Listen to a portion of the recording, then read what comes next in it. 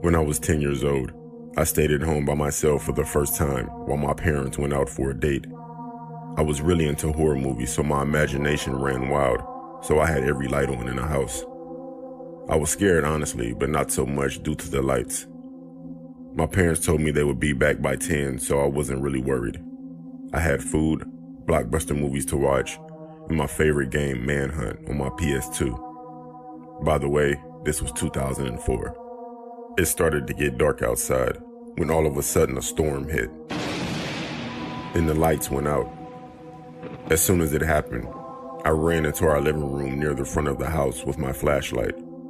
I was definitely afraid now. I decided to get under the covers on the couch. I tried to fall asleep, but I was so afraid I couldn't. I don't know why, but I peeked out from under the covers, and I swear, I saw the silhouette of a man in the corner of the room. I jumped back under my covers, breathing heavily. Then all I heard was slow, methodical footsteps. They were coming toward me. Then I heard whispering along with the footsteps. My heart was pumping out of my chest at this point. Then the sound stopped. I just laid there frozen. No sound. Go! I got up and ran out of the house because it felt like someone touched my arm. And I know I heard someone yell the word go. I pretty much ran out of the house with the blanket over my head.